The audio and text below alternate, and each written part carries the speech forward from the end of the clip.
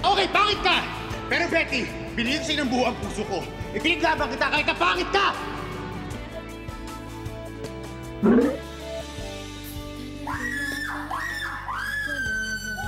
Ano ginagawa mo dito ka? Kwarto ko rin to eh. Dapat di ka apektado. Dapat okay na tayo na mag-share ng kwarto. Unless meron ka pang feeling sa akin. Excuse me? Kita mo na? Oh, conscious ka na eh. I-park mo na yung mga hirit mo. Hindi mag-u-u-turn ang feelings ko para sa'yo. Presidente na ako dito. Kaya hindi mo na ako pwedeng kindat-kindatan. Sana ko na maraming tao. Ako? Kindatan ka? Hindi. Ano yata?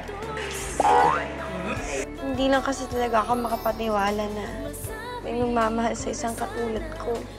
Ikaw ang hindi ready na tanggapin na merong kayang magmahal sa'yo. Will you marry me? Yes, Armando. I will marry you.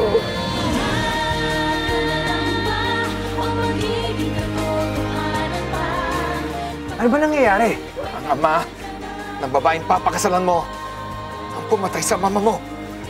Pero hindi mo pa rin kayang baligyan ang katotohanan na walang kasalanan ang tatay ko. Sa lahat na nangyari, hindi ko kaya tanggapin si Beatrice Tingson bilang parte ng pamilya. Gulo na ako, Rose.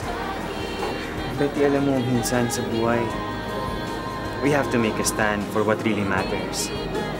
Kailangan nating manindigan kung ano ang tingin nating tama at totoo. And in this case, Betty, I am standing up for you.